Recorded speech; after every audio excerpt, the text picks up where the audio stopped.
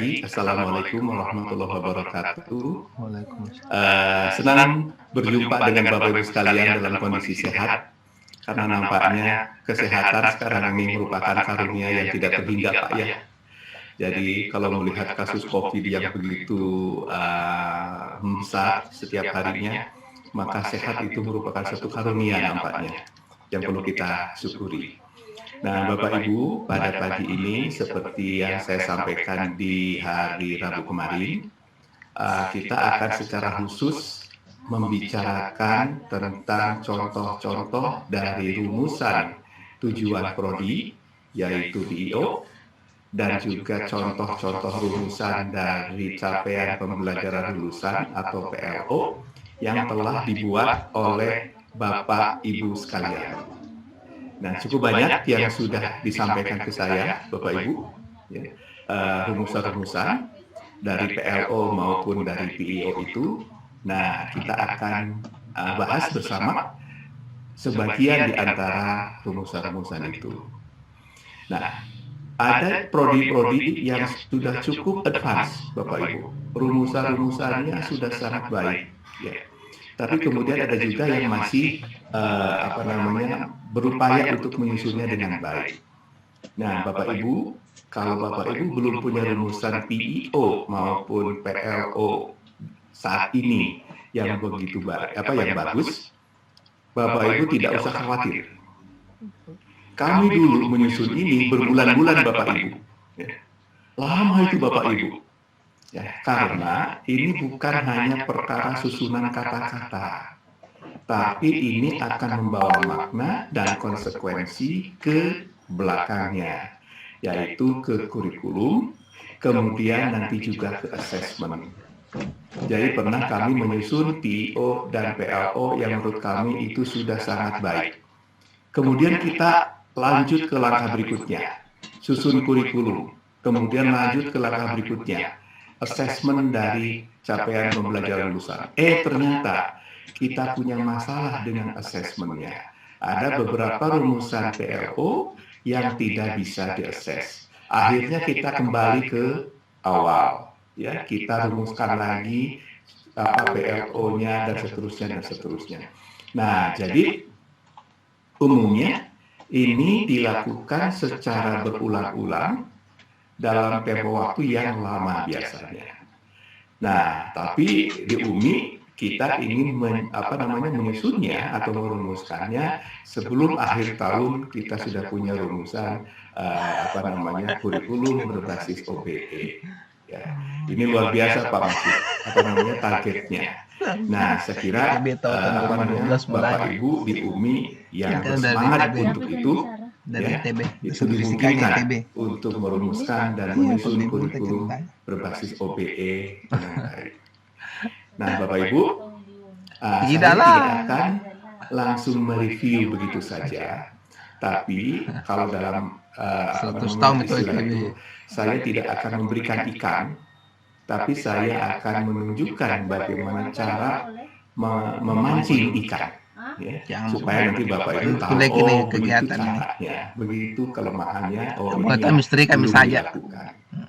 Nah, oleh karena itu Bapak Ibu, pagi ini saya ingin memulai dengan sesuatu yang baik dulu. Ingin memulai sesuatu yang sudah sangat baik disusun oleh prodi, kalau tidak salah prodi kebidanan, kalau tidak salah saya cek dulu. Ya, ini prodi kebidanan yang sudah cukup advance dalam merumuskan tujuan prodi, juga sudah merumuskan PLO-nya dengan baik. Oleh karena itu Bapak Ibu, mari kita kita bahas bersama rumusan-rumusan PIO, kemudian CPL atau PLO dari prodi kebidanan. Untuk itu saya izin share tayangan berikut ini. Ya. Mudah-mudahan sudah terlihat Bapak Ibu. Bagus caranya bicara. Sekali memang. Oke. Ya, baik. Nah, saya senang dengan ininya Pak. Ini bagus sekali, ya. ada apa namanya, ada keywordnya, kemudian ada beberapa bagian insight dari program tersebut ya, bagus sekali. Nah, kemudian langsung ke permasalahan. Ini rumusan dari mudah-mudahan kelihatan semuanya ya. Nah, pertama Bapak Ibu, saya ingin ulangi lagi bahwa tujuan program studi itu subjeknya adalah lulusan yang sudah bekerja, lulusan yang akan bekerja atau yang akan melanjutkan pendidikannya.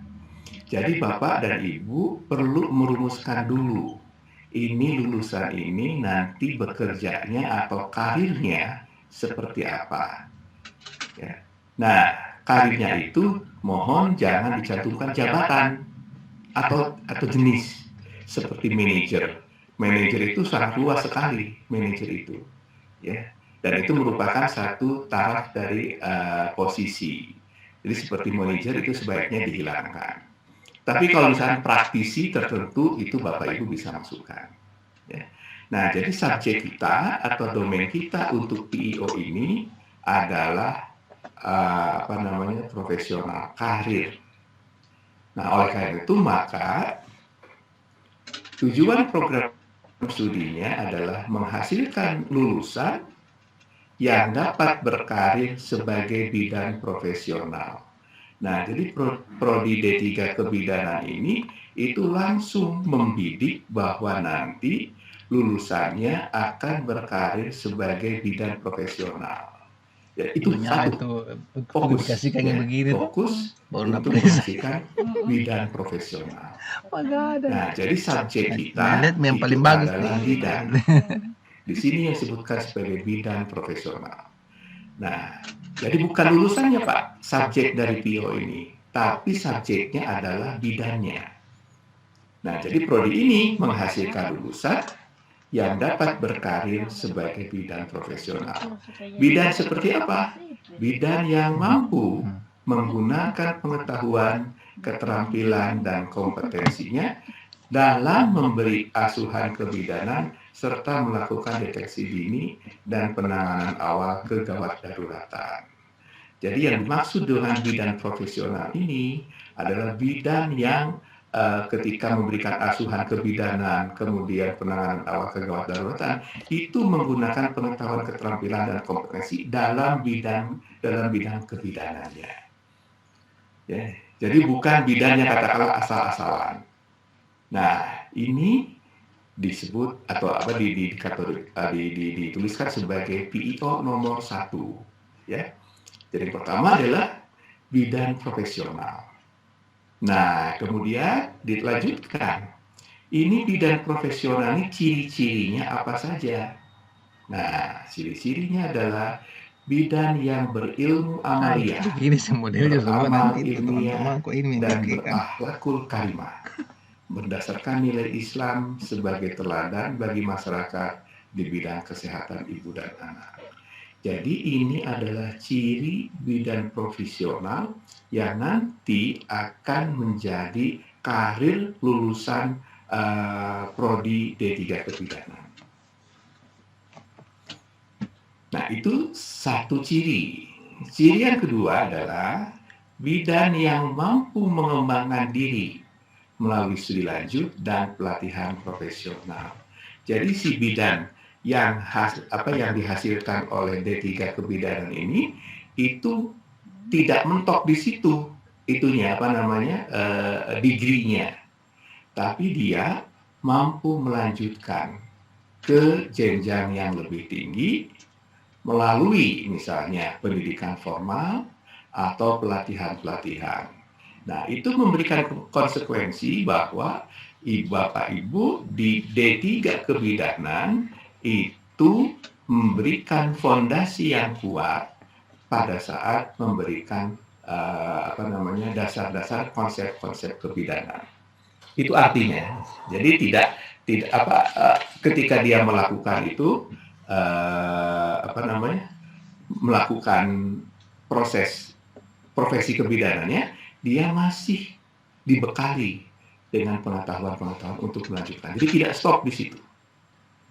Nah, yang berikutnya lagi, bidan yang memahami dan menerapkan SOP kebidanan, etika profesi pada tataran pelayanan kesehatan, bertanggung jawab pada tugasnya serta memiliki kemampuan berkomunikasi.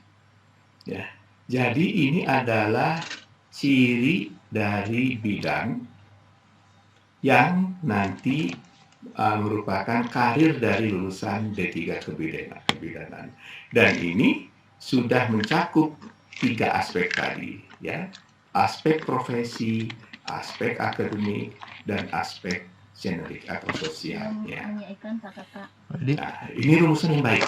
Nah, Bapak Ibu, saya beri Alhamdulillah. highlight merah di sini. Itu yang menunjukkan bahwa Begitu memang. subjeknya Oh, jadi itu untuk obat adalah batuk, tapi bidan. jangan pada saat flu. Sembuh. Nah, kita bisa memahami karena prodi D3 itu adalah prodi yang apa ya namanya? Yang Kan selaku saya sudah spesial, Bang Mega cuma ya. biasa kan, alhamdulillah Maka jadi umumnya untuk dapat prodi-prodi D3 itu pada saat lulusan itu bekerja itu merujuk atau mengarah ke profesi tertentu. Tetapi kalau Bapak prodinya prodi S1 itu biasanya luas Iya, spektrum luas 80-an untuk dulu. karirnya. Itu yang membedakan. Jadi kenapa D3 kebidanan itu fokus ke arah Dua bidang kayaknya, Pak. profesional. Dua kayaknya. Nah, ini rumusan yang baik Bapak Ibu. Nah, kemudian setelah itu bagaimana kita merumuskan CPL-nya? Nah, CPL itu mohon diingat itu adalah kemampuan-kemampuan yang menunjang profesinya nanti. Jadi di sini adalah daftar-daftar dari kemampuan lulusan yang akan menunjang profesi kebidanan. Oleh karena itu, maka harus ada kaitan antara PIO dengan CPL-nya.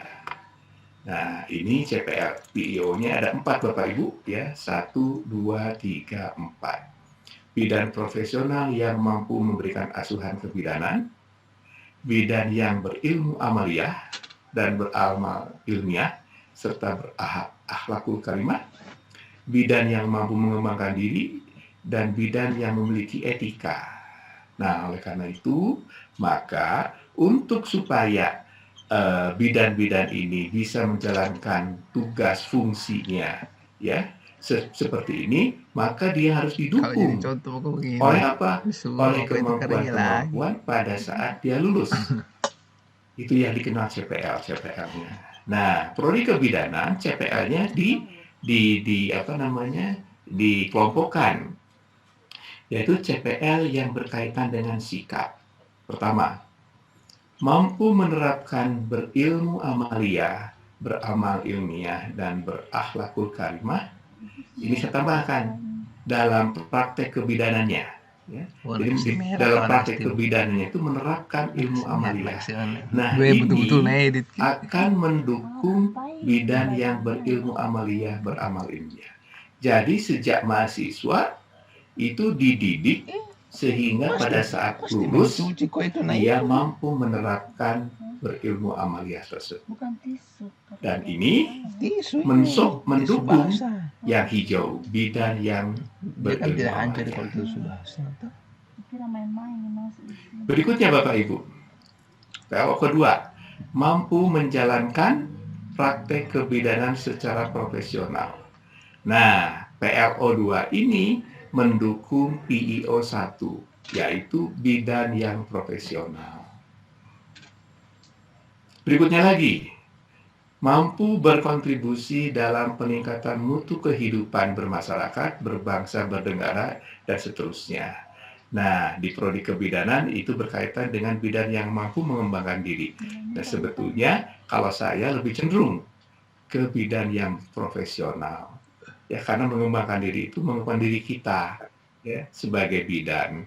Tapi kalau seandainya berkontribusi dalam peningkatan mutu kehidupan bermasyarakat, itu lebih ke arah bidan profesional. ya. Tapi itu sudah bagus, cuma barangkali mappingnya kurang pas. Kemudian mampu menunjukkan sikap tanggung jawab. Ini lulusan yang mampu.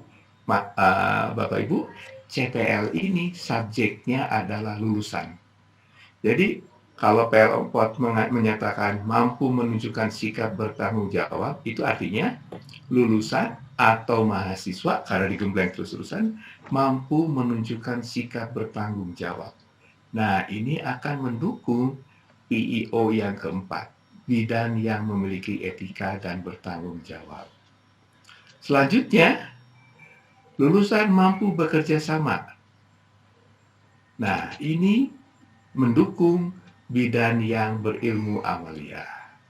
Nah, jadi rumusan capaian pembelajaran dalam kelompok sikap itu mendukung seluruh atribut dari bidan yang nanti menjadi karir lulusan D3 UNI.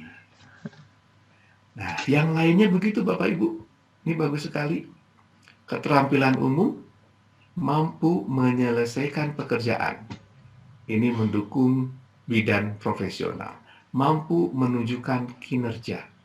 Ini juga berhubungan dengan bidan profesional. Mampu menyusun laporan hasil akhir. Nah, ini berhubungan dengan nomor 3 itu, bidan yang mampu mengembangkan diri, ya, karena biasanya untuk studi lanjut kita harus bisa menyusun laporan-laporan. Mampu berkomunikasi, mendukung PEO 4, dan mampu mengelola kelompok, itu mendukung bidan PEO kedua. Jadi keterampilan umum juga mendukung PEO-nya. Nah, selanjutnya pengetahuan. Mampu menguasai konsep dasar ilmu kebidanan dan gizi. Menguasai konsep dasar ilmu kebidanan dan gizi. Ini mendukung bidan yang profesional. Kemudian yang kedua, menguasai konsep dasar kesehatan masyarakat dan promosi kesehatan. Jadi ada 2 di sini yang utamanya, yaitu konsep dasar ilmu kebidanan. Yang kedua adalah ilmu gizi, kemudian berikutnya adalah kesehatan masyarakat dan mempromosikan kesehatan masyarakat. Nah, saya kira ini adalah core kompetensi dari ilmu kebidanan. Ya, jadi di sini sangat jelas sekali bahwa D3 kebidanan itu core-nya itu adalah ini, ilmu kebidanan dan gizi, kemudian kesehatan masyarakat dan promosi kesehatan. Sedangkan yang berikutnya tentang keterampilan khusus, ini melakukan asuhan kebidanan, mengidentifikasi kelainan pada kasus kehamilan, dan mendemonstrasikan penanganan awal. Ini semua mendukung pada bidan profesional. Ya. Nah, baik Bapak Ibu, ini adalah CPL-nya, totalnya ada 15. Bapak Ibu bisa melihat bahwa CPL yang berhubungan dengan pengetahuan itu hanya 2. Keterampilan khusus itu ada 3. Jadi total ada 5 yang berhubungan dengan kebidanan.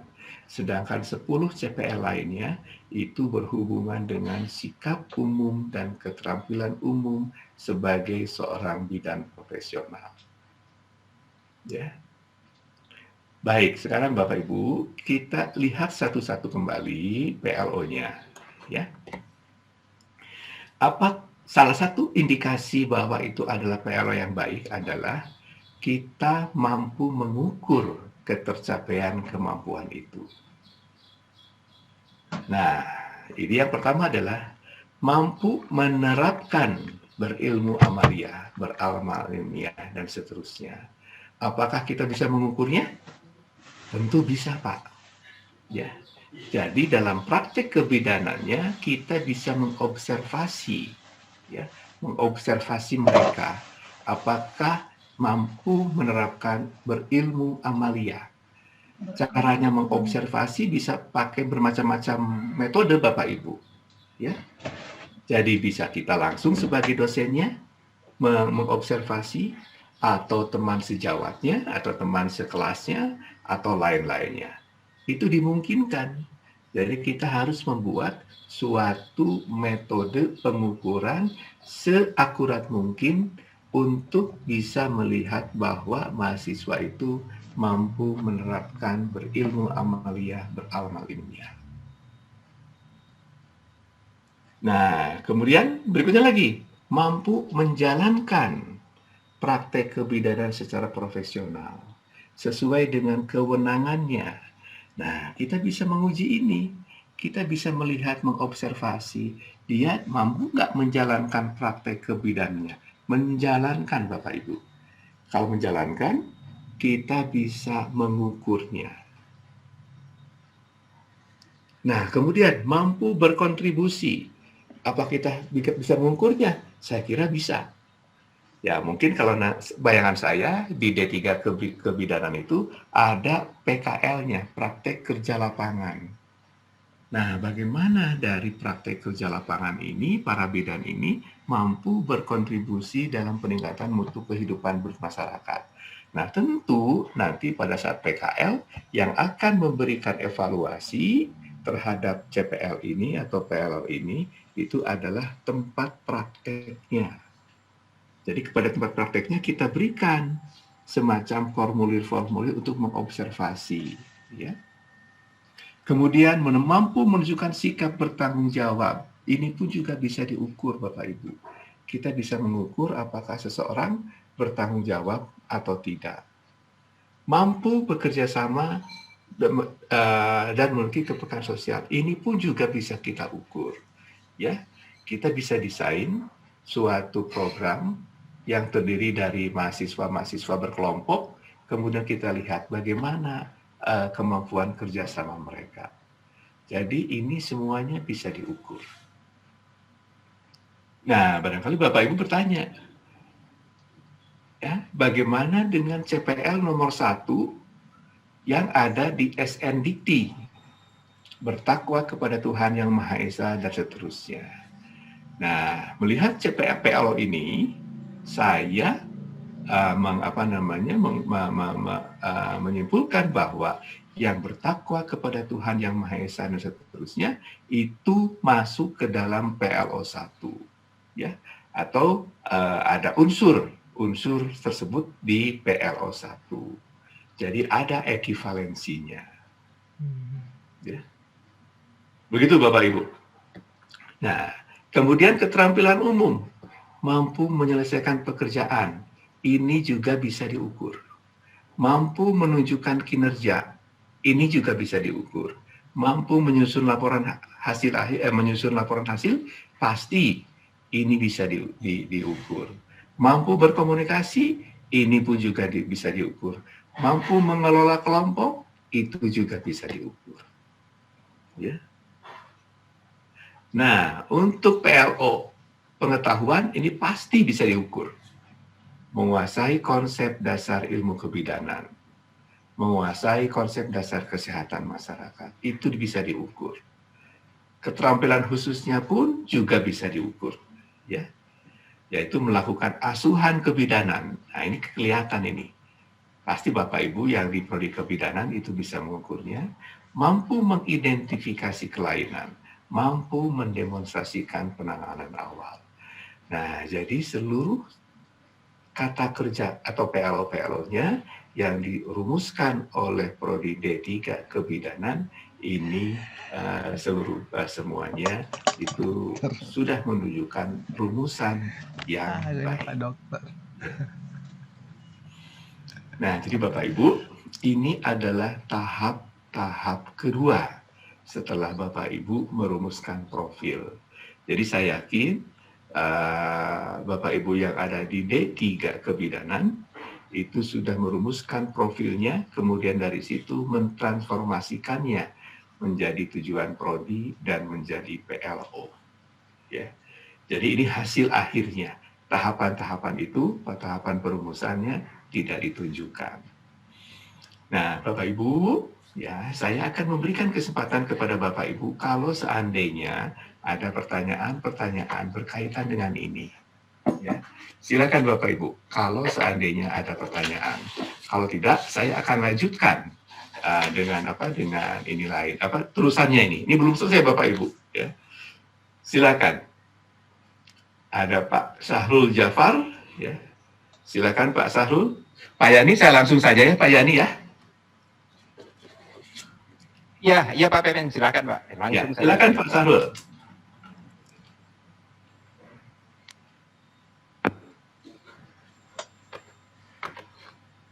Pak Sahrul. Nampaknya masih mute Pak. Ya. Di kolom chatting ada satu pertanyaan ini Pak Pepen.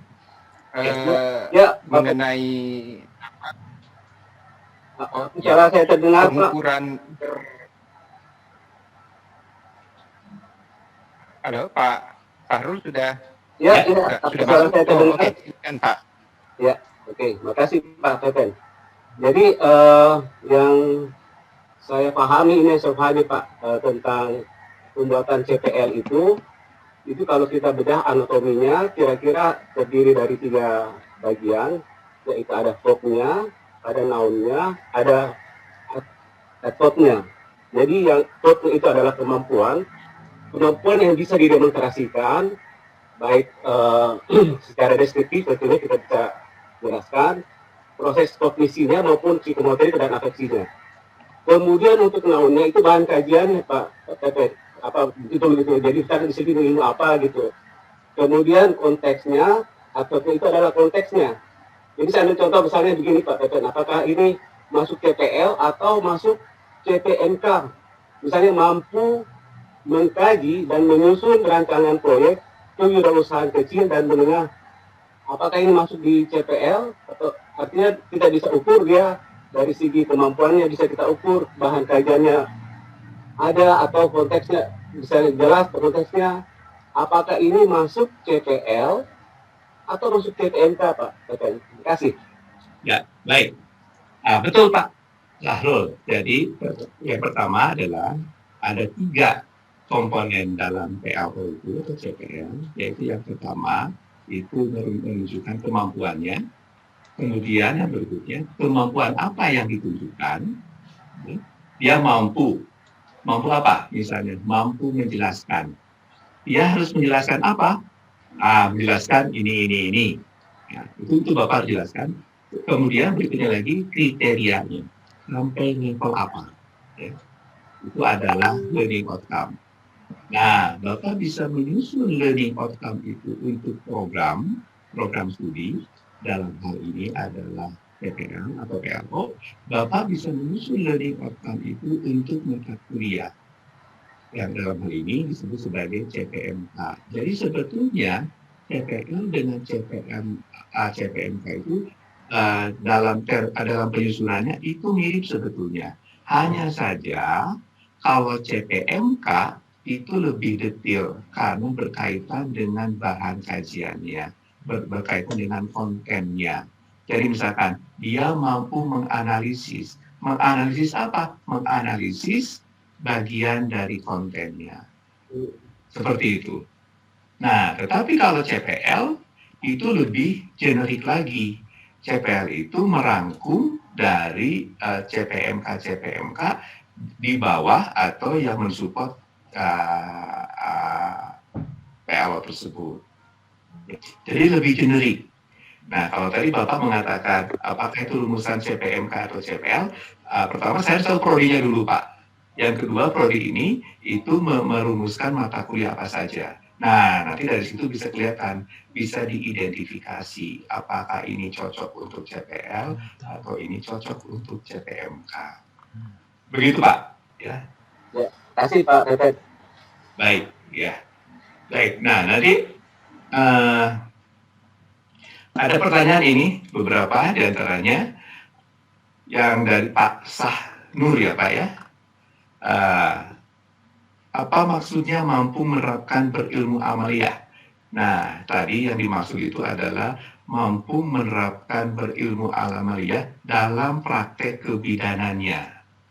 Ya, jadi dalam berprakteknya itu dia berakhlakul karimah, berilmu amaliyah dan seterusnya. Nah, kalau saya memang tidak bisa menjelaskan lebih jauh lagi. Mungkin yang nanti prodi kebidanan akan menjelaskan lebih detail lagi. Gitu. Kemudian tidak ada lagi Pak ya. Cuma itu Pak ya yang ada di chat ya. Jadi begitu Bapak Ibu ya, ininya apa namanya bahasan kita. Ini baru sepotong Bapak Ibu karena ada lanjutannya ya. Jadi kalau misalkan Bapak Ibu sudah betul-betul paham tentang ini, bisa memahami dan kemudian nanti akan menggunakannya untuk apa? Untuk menyusun PO dan PAO prodinya, saya kira. Baik, saya akan dengan apa namanya, dengan yang tadi ya. Jadi saya izin share lagi. Nah, Bapak Ibu, di sini disebutkan bahwa kemampuan-kemampuan yang diharapkan dari lulusan di ranah pengetahuan adalah mampu menguasai. Nah, yang dimaksud menguasai itu apa? Itu harus spesifik. Ya. Menguasai itu bisa mampu menjelaskan, bisa mampu merumuskan, bisa mampu menyelesaikan problem solving, dan juga bisa mampu menganalisis. Nah, tapi kalau misalnya saya bilang, saya maunya ke empat-empatnya. Ya, mampu menganalisis, mampu menerapkan, mampu menjelaskan, dan lain-lainnya. Nah, kalau seperti itu, maka Bapak Ibu bisa menggunakan kata menguasai. Tetapi, nanti Bapak Ibu harus detilkan menjadi beberapa sub CPL. Jadi misalkan ini, yang pertama, mampu menguasai konsep dasar keilmuan, ya, kebidanan dan gizi. Maka, apa namanya, mampu menguasai konsep dasar ilmu kebidanan dan gizi itu merupakan PLO besarnya. Nah, di bawahnya, Bapak Ibu rumuskan PLO turunannya. Misalnya, mampu menjelaskan konsep dasar ilmu kebidanan dan gizi, mampu menerapkan, mampu menganalisis. Jadi Bapak Ibu boleh menggunakan satu kata satu kata kerja sapu jagat, tetapi kemudian menambahkan di bawahnya. Ya. Jadi PLO 1 atau PLO 11 itu ada turunannya.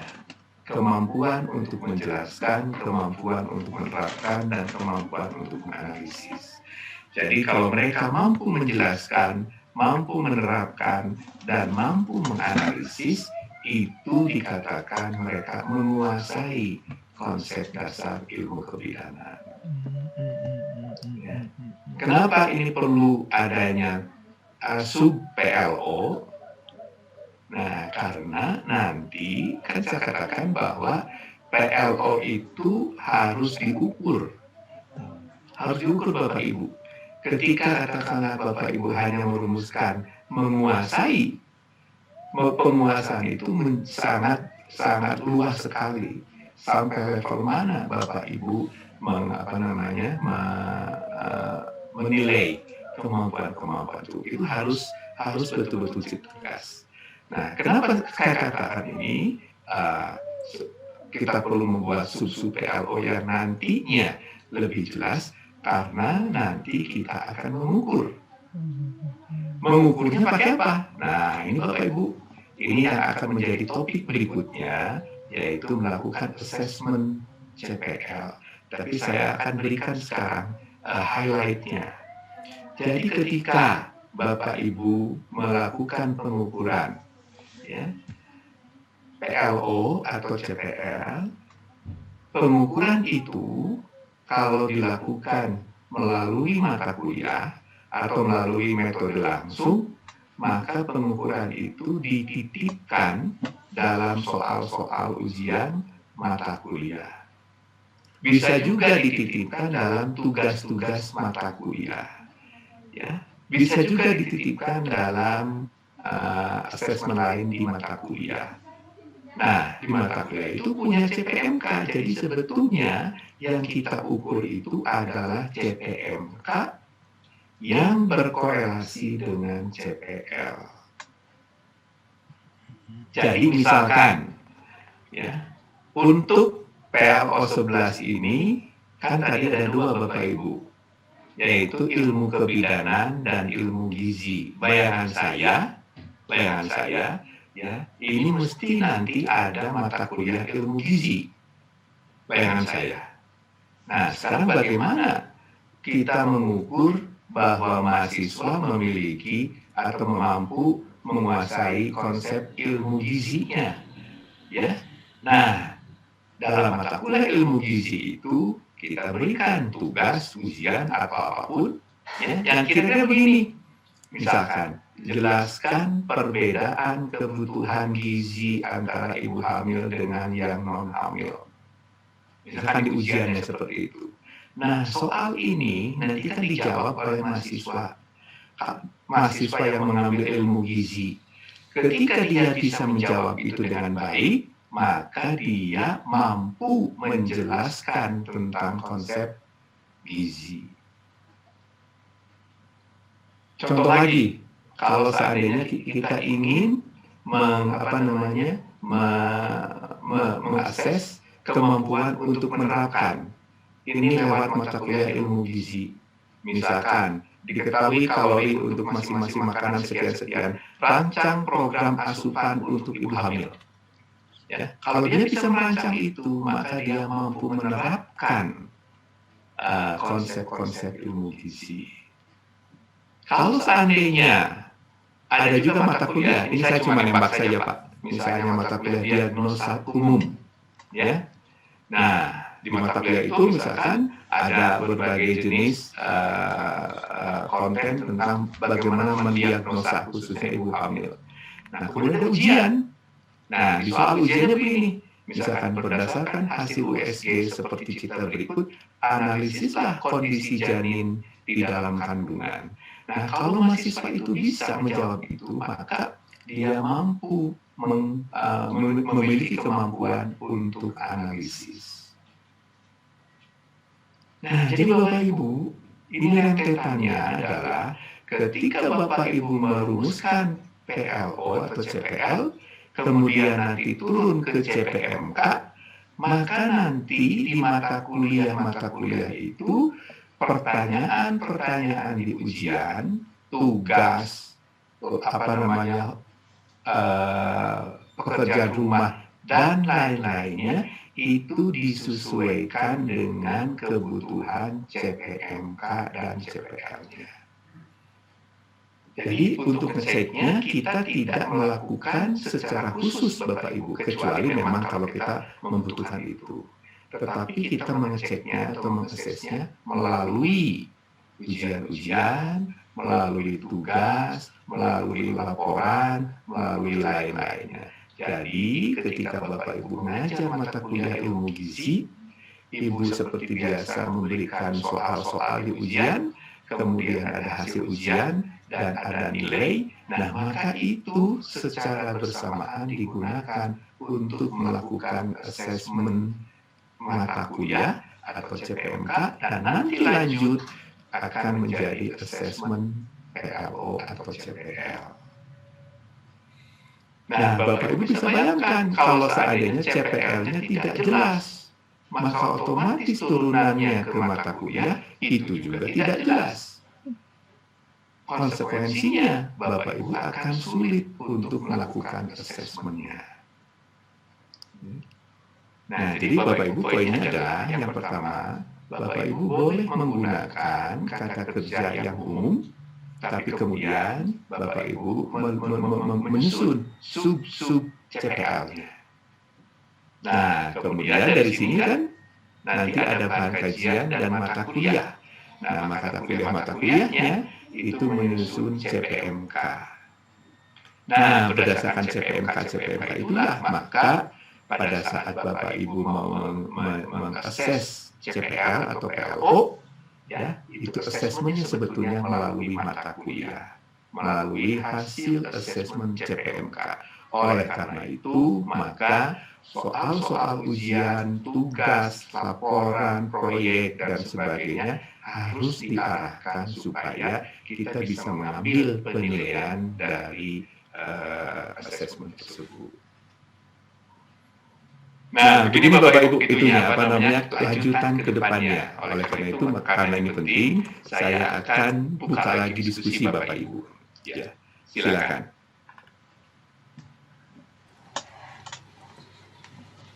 Assalamualaikum.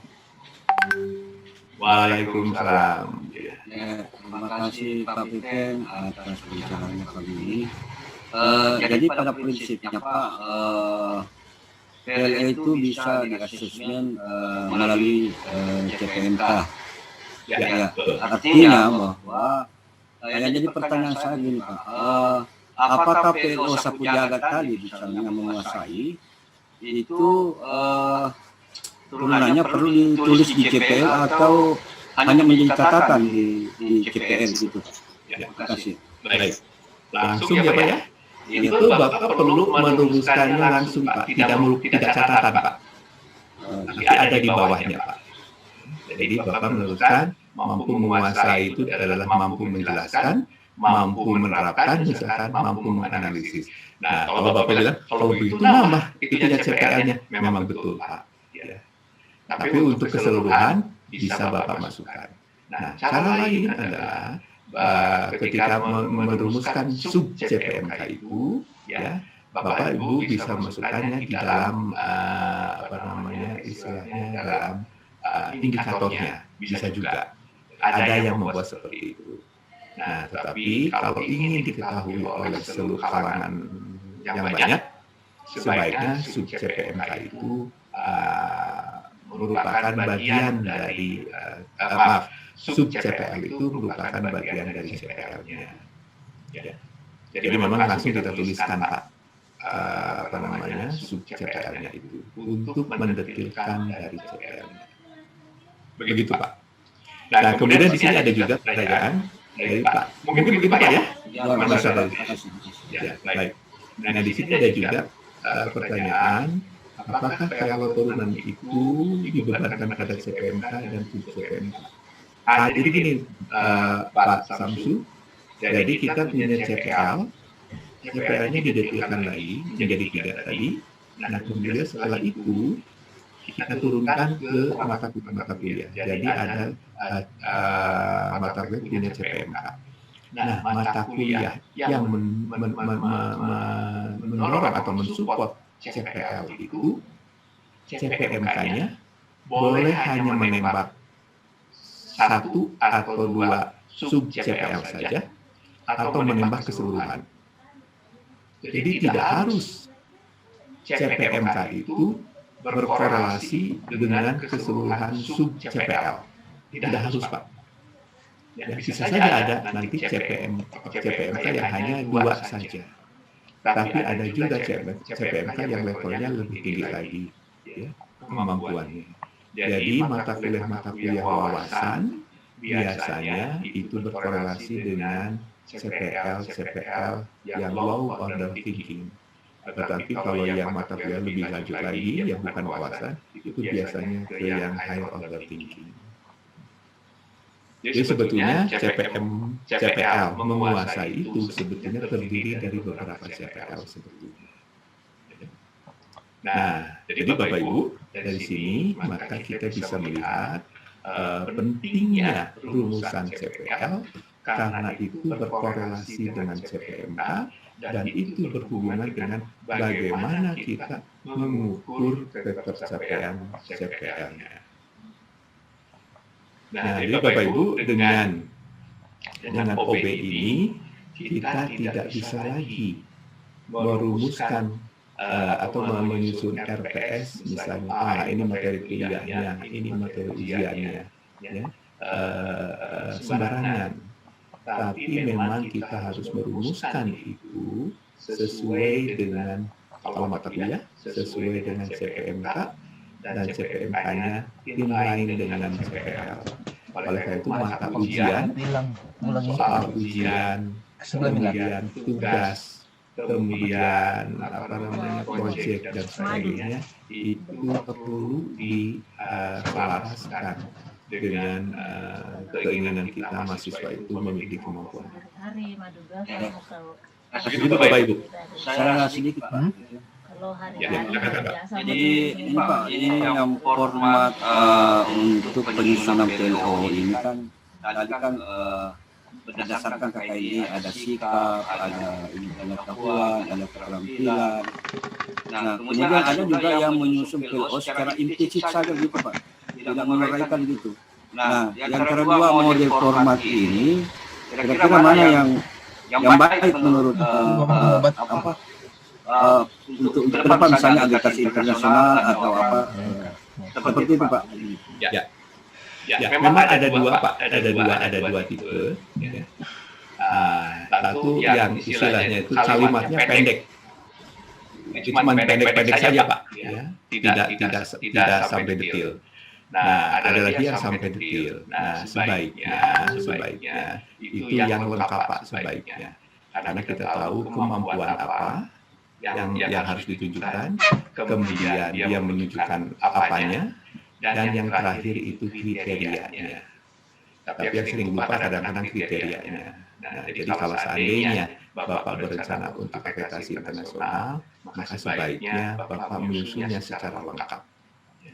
Tetapi ada juga yang katakanlah dari lengkap itu kemudian disamerikan. Nah, jadi mereka punya yang lengkap, kemudian mereka punya summary-nya. Nah, yang summary ini itu biasanya digunakan pada saat Bapak Ibu membuat flyer, ya, supaya nanti kalimatnya tidak panjang-panjang, jadi tidak mengurangi fokus. Nah, itu biasanya digunakannya di flyer. Tapi mereka sebetulnya punya yang versi lengkap. madu Cloverhand. Itu Pak. Makasih Pak. Baik. Assalamualaikum Pak Teten. Ya, Haidi. Waalaikumsalam. Pak Ari dari Prodi Pertanian. Baik Pak.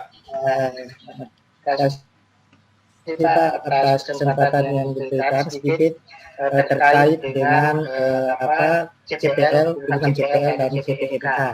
Nah, di CPL tentunya ini yang dimaksud adalah CPL Prodi yang ingin dicapai.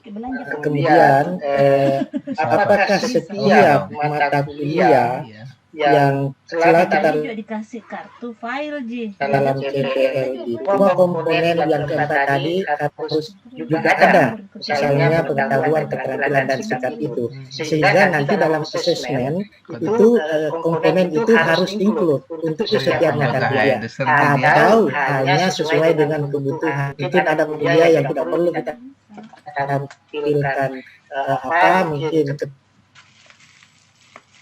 keterampilan 300 ini, 400. 400 itu kedua kali lipat. tidak perlu kita Pada sesuaikan, 300 atau harus. itu lebih 400 dua kali lipat. Kemarin 300 di. Baik Pak, saya agak hilang tadi ininya pertanyaan Kalau Bapak. begitu saya ulang kalau begitu Pak Teten. Silakan. Pak Teten, jadi capaian pembelajaran prodi setelah kita merumuskan CPMK-nya, di CPMK Hilang lagi. setiap mata Jauh seringannya. hilang suaranya.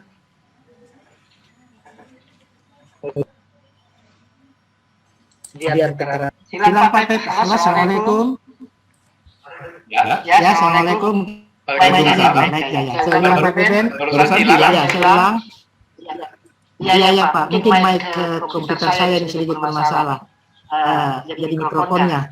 Jadi yang ingin saya tanyakan langsung saja bahwa CPMK yang ditampilkan di setiap mata kuliah itu apakah harus muncul semua seperti pengetahuan, keterampilan, sikap dan sebagainya, atau hanya sesuai dengan kebutuhan. Jadi mungkin ada mata kuliah yang tidak perlu kita tampilkan, contoh misalnya keterampilannya, tapi perlu disikap. Seperti itu. Ya, terima kasih Pak Teten. Baik. Terima kasih Pak atas pertanyaannya. Jadi pertanyaannya adalah, kalau kita di CPL itu adalah ada sikap, ada keterampilan, kemudian ada pengetahuan, apakah di CPMK-nya juga harus ada 3 komponen atau 4 komponen itu? Nah, itu tidak harus, Pak. Jadi ada mata kuliah yang hanya fokus kepada pengetahuan saja. Maka CPMK-nya itu adalah pengetahuan saja. Tetapi ada juga mata kuliah yang fokus kepada pengetahuan dan keterampilan. Maka CPMK-nya itu pengetahuan dan keterampilan. Tapi bisa juga ada mata kuliah yang punya sikap, keterampilan, dan pengetahuan. Nah, jadi apakah setiap mata kuliah itu hanya 1 atau 2 ranah atau bahkan 3 ranah? Itu disesuaikan dengan nature dari mata kuliah tersebut, Pak. Jadi tidak harus 3-tiganya termuat dalam CPMK tersebut, Pak. Begitu, Pak, nantinya, Pak. Ya, Pak Pepen, atas pengarahannya. Baik, Pak, baik. Ya. Baik. Ada lagi, Bapak Ibu? Saya sedikit mungkin Pak Pepen. Ya, silakan, Pak. Terima kasih Pak Pepen. Ya. Kalau dalam penyusunan CPL, apakah tingkat kedalaman dan keluasan materi dari setiap jenjang pendidikan itu juga perlu dicermati dengan baik, Pak, karena antara satu level pendidikan dengan yang lainnya, misalnya D3 tadi, kalau kita lihat tingkat kedalaman dan keluasan materi pembelajarannya, mungkin mereka tidak sampai ke tingkat analisis gitu ya Pak Pepen. Nah, apakah itu juga harus menjadi rambu yang digunakan di dalam penetapan atau penentuan CPL? Ya, terima kasih Pak Pepen. Baik. Ya. Persis, Pak. Jadi memang kita harus melihat tingkat kedalaman dan keluasan dari kemampuan-kemampuan yang diharapkan oleh mahasiswa-mahasiswa itu. Nah, tetapi ini sangat bergantung kepada prodiknya nantinya, Pak. Nah, biasanya mata kuliah di tingkat awal itu memberikan semacam wawasan sehingga tingkat kedalamannya itu menjadi tidak terlalu dalam. Nah, biasanya itu diberikan atau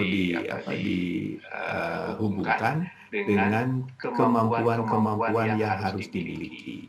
Jadi kalau seandainya mata kuliah tingkat 1 itu masih banyak yang merupakan mata kuliah wawasan dan juga mata kuliah dasar, maka biasanya itu CPL atau CPMK-nya lebih banyak ke penggunaan kata-kata kerja seperti katakanlah jelaskan, formulasikan, dan seterusnya. Nah, namun untuk mata kuliah level-level atas, di mana mahasiswa harus mampu memiliki kemampuan yang lebih dalam, maka level kognitif maupun level-level lainnya itu lebih advance lagi. Misalnya kemampuan untuk menerapkan, kemampuan untuk menganalisis, dan seterusnya.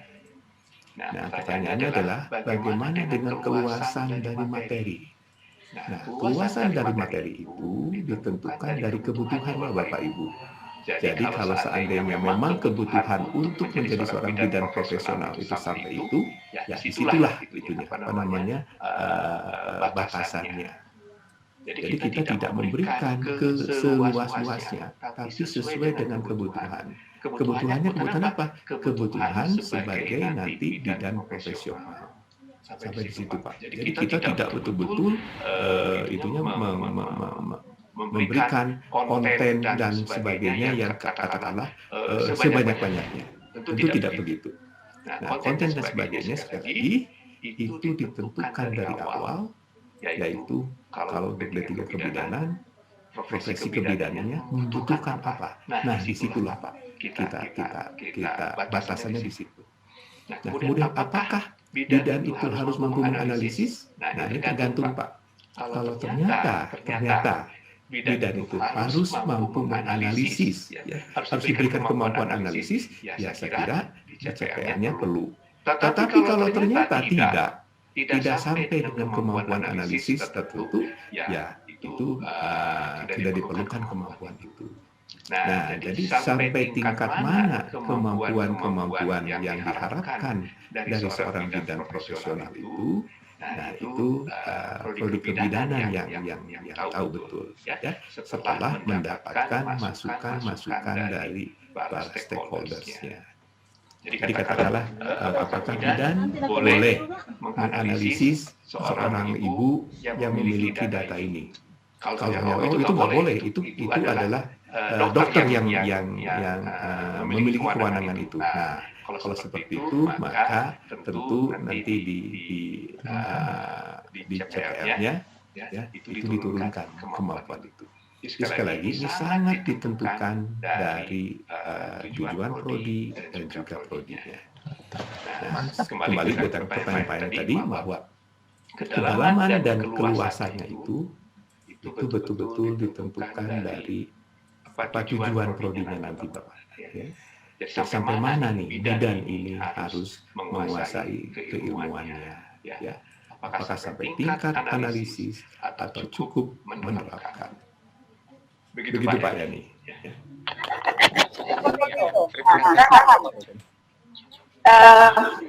Saya juga ada workshop. Nah, sekarang, jadi yang pertama dulu Undang-Undang Nomor 1 Tahun 74 sudah ada perubahannya ya, ini sudah dijelaskan di sini.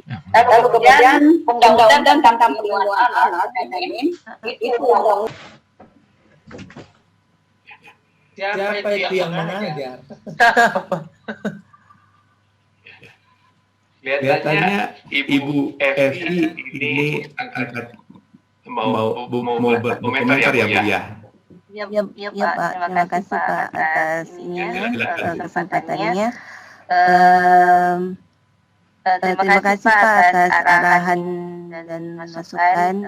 Mohon izin saya tidak menampilkan video karena laptop saya ada kerusakan penyampaian saya tidak mengurangi. Kemudian ini CPL yang tadi Bapak Pepen sudah share.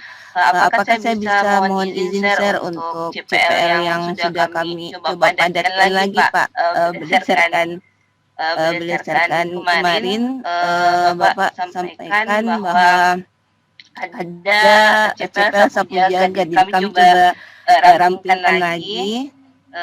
Apakah bisa kami tampilkan untuk Bapak lihat? Boleh Bu, silakan Bu.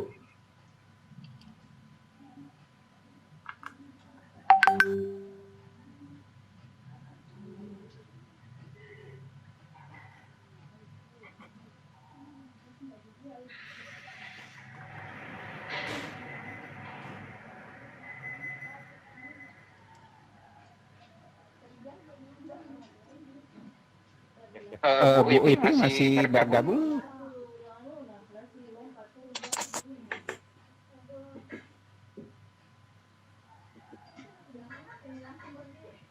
Silakan Bu.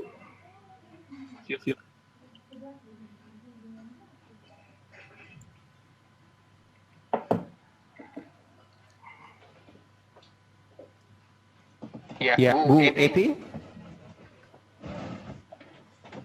Kayaknya termut Pak.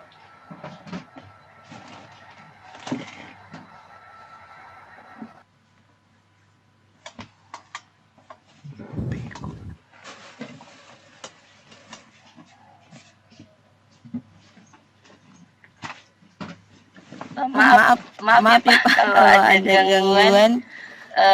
Apakah sudah terlihat Pak Pepen? Sudah Bu.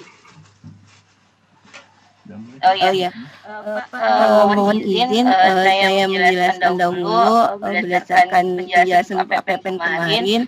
bahwa ada yang disebut CPL yang menjadi wajib dimiliki oleh satu profesi.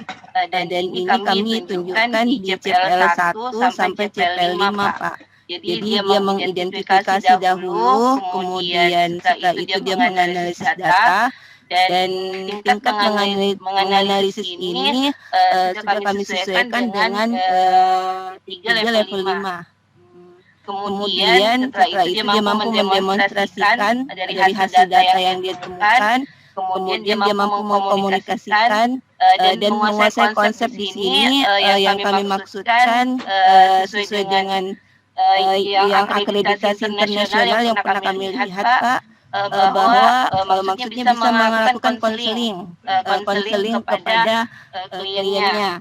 Di sini kan masukkan di komunikasi efektif, kemudian setelah dia mengkomunikasikan semua itu, kemudian dia menyusun laporan. Dan kelima ini merupakan kami anggap menjadi dasar untuk sebagai profesional. Kemudian adapun PLO 678 ini merupakan tambahan, yaitu mampu melakukan manajemen kelompok, menerapkan mungkin di sini saya tambah konsep seperti masukan tadi Pak Kusno, menerapkan konsep berilmu amalia, beramal ilmiah dan berakhlakul karimah, kemudian mampu meningkatkan pengetahuan dan kompetensinya melalui pendidikan formal dan non formal. Di sini berkelanjutan yang mengembangkan diri yang saya maksud, Pak. Jadi ini kami coba padatkan apakah bisa seperti ini, Pak, ataukah kami tetap mengambil yang 15 yang tadi, Pak. Di sini juga kami sudah buat hubungannya. Nanti kalau memang harus cocok yang 15, kami nanti ubah lagi kembali sesuai dengan masukan Pak Pepen. Kemudian yang pertanyaan lagi, Pak, ini yang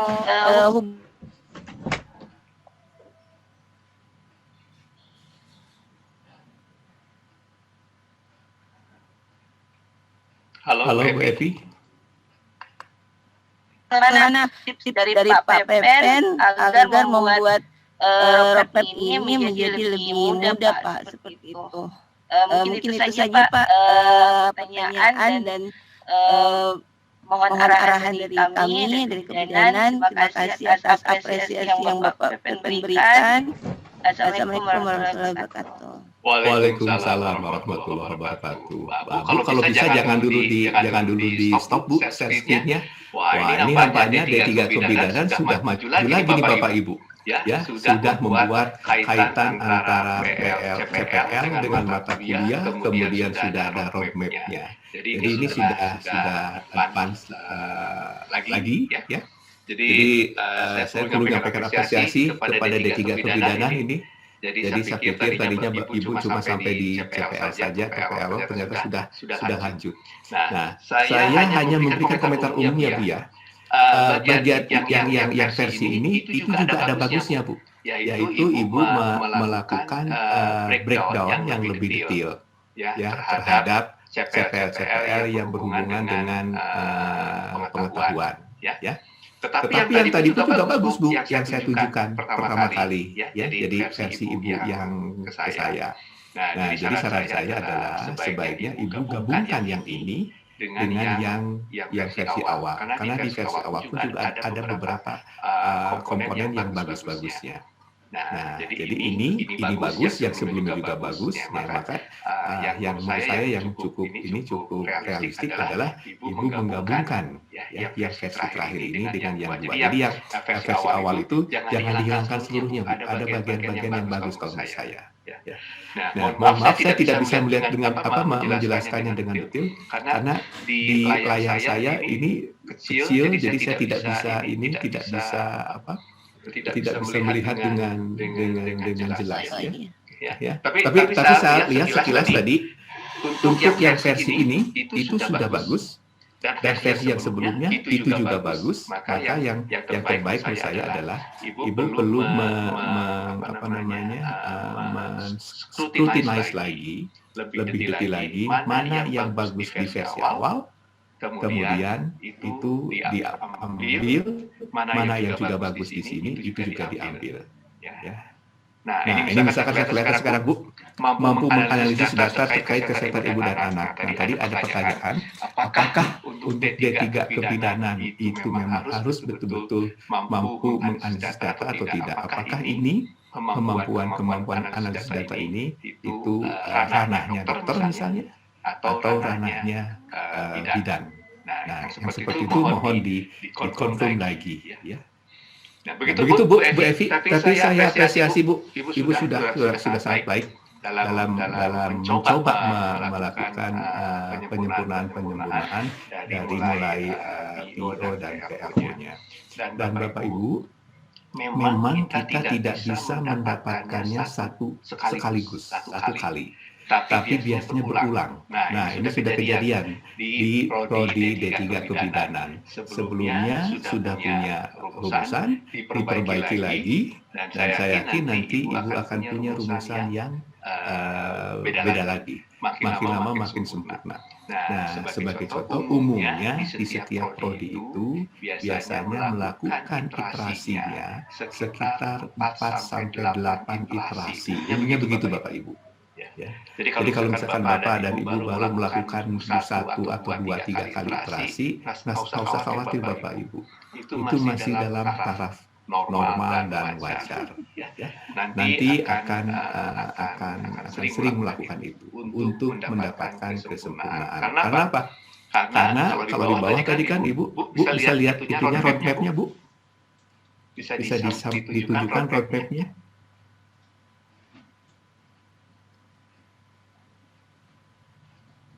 Nah, ini adalah roadmap-nya. Jadi kadang-kadang kita dari roadmap itu, wah ini belum sempurna ini, ya. Roadmap-nya, apa namanya PLO-nya, karena misalnya ada mata kuliah yang menggantung misalnya. Ya. Nah, kita ulangi lagi.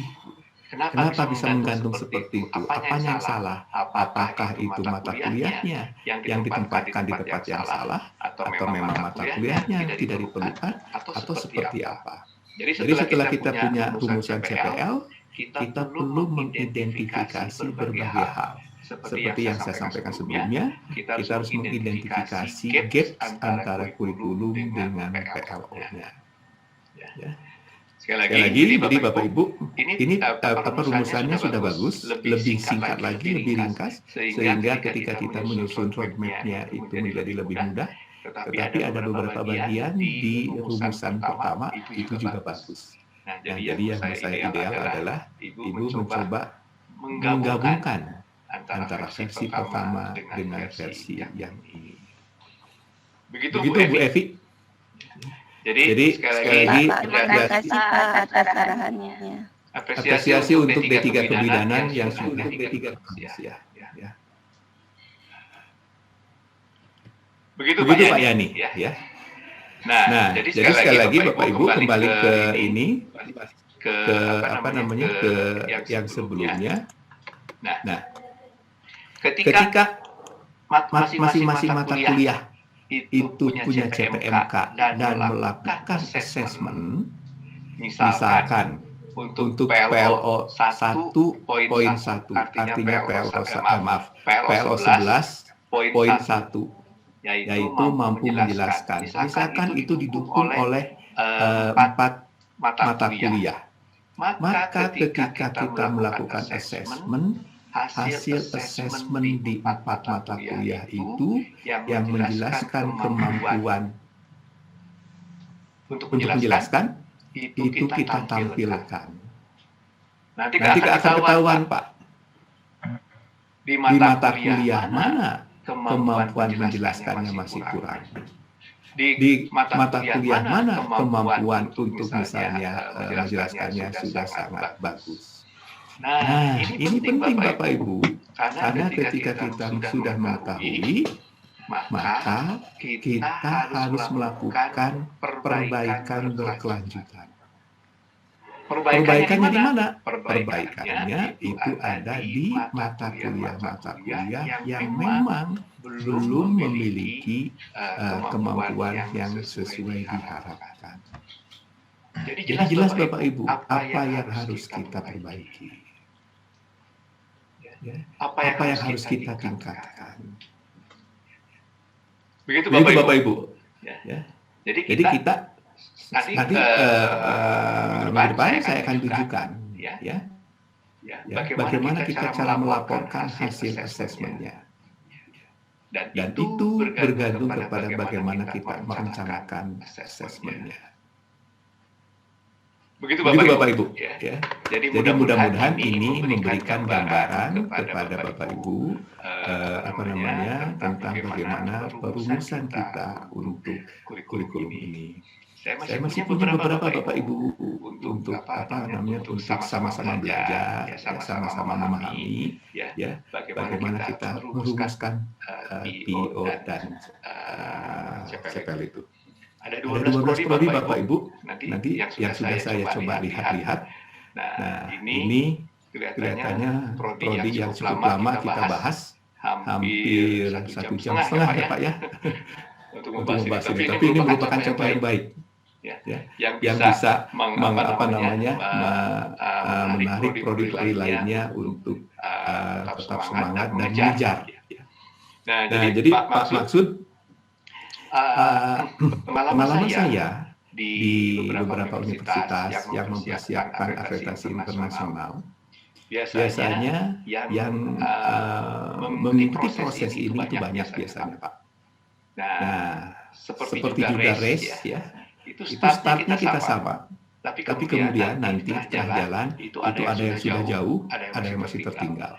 Nah, tetapi yang sering kejadian adalah yang masih tertinggal ini itu bisa menyalip yang sudah jauh. Demikian seterusnya. Itu bagusnya Pak. Kalau ini kita lakukan bersama-sama. Jadi pada hari ini, pada kondisi ini, itu yang sudah jauh, saya lihat itu prodi D3 kebidanan.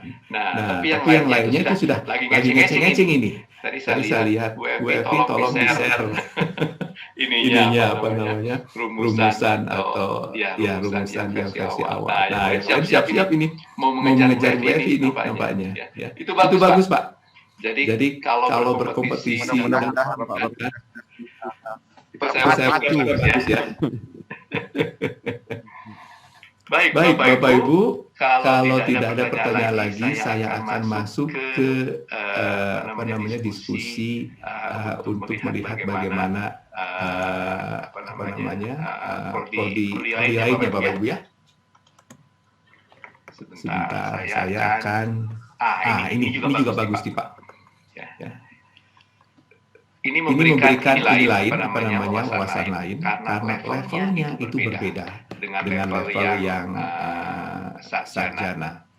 Jadi Bapak Ibu perlu memahami bahwa sesuai dengan KKNI, strata 1, strata 2, dan lain-lainnya itu memang ada perbedaannya. Nah, oleh karena itu, maka saya ingin menunjukkan untuk program doktor.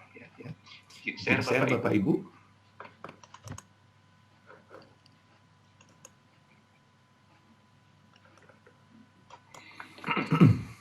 Nah, ini adalah prodi doktor ilmu perikanan. Nah, tujuan prodinya adalah menyiapkan lulusan doktor sebagai apa? Sebagai dosen, peneliti, dan pengambil kebijakan. Jadi ada 3 yang disasar, yaitu dosen, peneliti, dan pengambil kebijakan. Yang lebih maju, berwawasan luas, melalui penguasaan body of knowledge dalam bidang ilmu perikanan. Jadi dosen, peneliti, dan pengambil kebijakannya itu menguasai body of knowledge-nya, khususnya budidaya perairan dan pengelolaan sumber daya perikanan secara berkelanjutan. Jadi yang pertama, biasanya itu berkaitan dengan dengan hal-hal yang berhubungan dengan pengetahuan, keterampilan, dan lain-lainnya di bidang ilmunya. Nah, kemudian karena ini adalah tujuan prodi, maka subjeknya adalah lulusan yang nanti akan bertugas sebagai apa. Nah, maka di sini ditegaskan lagi, dosen, peneliti, dan pengambil kebijakan itu mampu mengembangkan ilmu pengetahuan dengan kebaruan dalam ilmu perikanan budidaya dan pengelolaan sumber daya perikanan. Bapak Ibu, karena ini adalah S3, jadi bukan mampu menerapkan lagi Bapak Ibu, tapi mampu mengembangkan. Jadi dosennya mampu mengembangkan ilmu pengetahuan, penelitinya mampu mengembangkan ilmu pengetahuan, dan seterusnya Bapak Ibu. Nah kemudian, apakah nanti dosen, peneliti, atau pengambil kebijakan sebagai individu yang berilmu amalia, beramal ilmiah, serta berakhlakul karimah? Untuk apa? Untuk pengembangan ilmu pengetahuan dan teknologinya. Jadi waktu mengembangkan ilmu pengetahuan dan teknologi ilmu perikanan itu, mereka melakukan berdasarkan ini semua. Ya. Nah, kemudian saya selalu menyampaikan bahwa tujuan prodi itu ada yang bagian-bagian untuk mengembangkan diri. Mengembangkan dirinya itu untuk atau bisa melalui pendidikan formal maupun pendidikan informal. Nah, kalau sudah S3, nggak mungkin sampai S4, Pak. Maka ini Bapak Ibu yang ada di prodi doktor, ini bagus sekali. Yang keempatnya adalah individu yang mengembangkan kompetensinya. Jadi kompetensinya dikembangkan tetap, ya. Secara berkelanjutan dalam bidang itu melalui apa? Melalui jejaring dan kerjasama. Jadi bukan lagi melalui misalkan S4 dan S5, tidak Pak. S3 itu kan terakhir Pak. Nah, maka ini melalui jejaring dan kerjasama dengan lembaga pendidikan, lembaga lain termasuk para alumni dunia usaha. Bagus sekali ininya tujuan program studinya. Jadi sekali lagi ini sudah masuk pada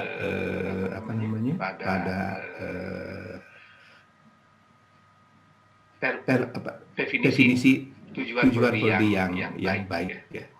Nah, jadi itu adalah tujuan prodinya, kemudian CPL-nya, program outcome-nya, pertama adalah mampu memecahkan masalah. Walaupun di KKNI-nya harus mampu mengembangkan, maka untuk mengembangkan itu dia harus punya kemampuan untuk problem solving. Jadi tidak masalah Bapak Ibu kalau seandainya tingkat kemampuan yang juga dimiliki itu juga menyapu ke bawahnya. Itu mampu memecahkan masalah ilmu perikanan berdasarkan kajian falsafah sains dan seterusnya, kemudian pengelolaan sumber daya perikanan dan seterusnya melalui atau menggunakan metode ilmiah dan penulisan ilmiah dengan pendekatan interdisiplin. Ya. Kemudian yang kedua adalah kemampuan mengembangkan teori. Kalau seorang doktor kan harus mampu mengembangkan teori. Ya. Kemudian ketiga, mampu menerapkan pemikiran logis, ya, kritis dan seterusnya. Ini juga kemampuan yang harus dimiliki oleh seorang doktor. Selanjutnya, mampu mengembangkan pengetahuan dan teknologi baru. Ya.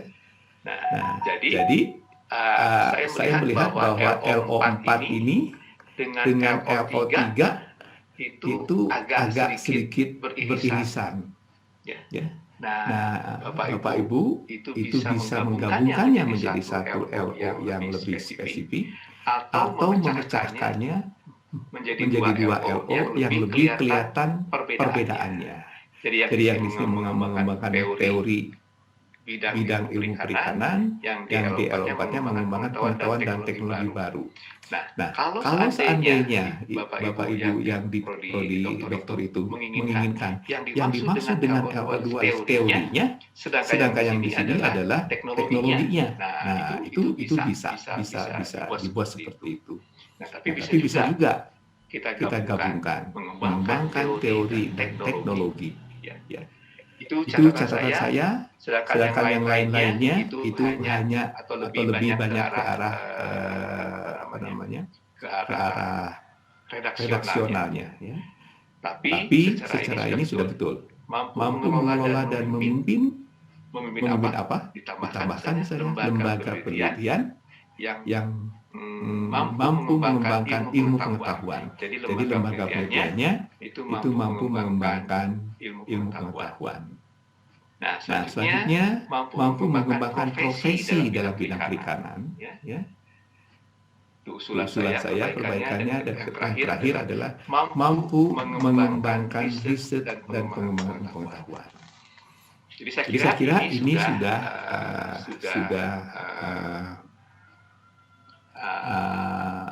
menembak dari apa yang diharapkan untuk ditulis dalam learning outcome. Begitu Bapak Ibu. Jadi ini adalah ini lain apa namanya view lain. Kalau seandainya Bapak Ibu ada di program doktor, saya kira Bapak Ibu kan ada juga program magisternya Pak ya, yang tentunya learning outcome-nya itu berbeda dengan prodi S1, dan dari itu juga itu ada prodi D3 yang sudah kita bahas. Nah itu harus memberikan distinct yang sangat jelas antara S1, S2, dan S3. Nah, saya beberapa kali berdiskusi dengan beberapa prodi di universitas lain. Setelah dibuat seperti ini, maka kemudian mereka melihat bahwa ternyata program S2 saya itu ternyata tidak beda jauh dengan prodi S1. Setelah dibedah seperti ini. Nah, karena itu Bapak Ibu, dengan cara seperti ini kita bisa melihat perbedaan yang jelas antara prodi D3, prodi S1, S2, dan S3. Ya. Begitu Bapak Ibu. Ya. Monggo kalau misalnya ada yang ingin diskusi atau ada komentar atau pertanyaan. Nah, ini chat. Assalamualaikum Pak Pepen. Waalaikumsalam. Silakan Pak. Ya, makasih banget Pak atas masukannya untuk program studi dokter ilmu perikanan. Memang untuk L3 dan L4 memang sedikit baru saya lihat juga. Memang penekanannya mungkin di L3 itu ke teknologinya, kemudian nanti di L4 itu ke teorinya, teorinya dulu baru ke teknologinya begitu Pak. Baik ya. Baik Pak. Jadi memang Pak kita setelah dibaca lagi, ternyata masih bisa diperbaiki.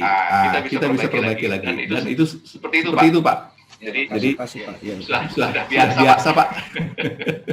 Barangkali nanti tahun depan Bapak melihat, wah ini kurang bagus lagi ini.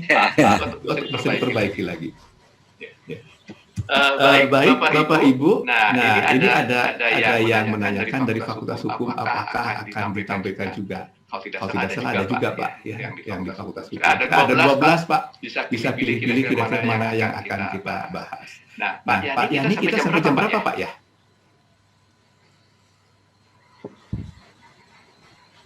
Sampai jam 11.30 waktu Indonesia Tengah, Pak. Baik. Hari Jumat itu berarti kita masih punya jam setengah lagi. Pak Yani, boleh nggak kita break dulu barang 10 menit, Pak? Oh iya, silakan Pak Pepen ya. Bapak Ibu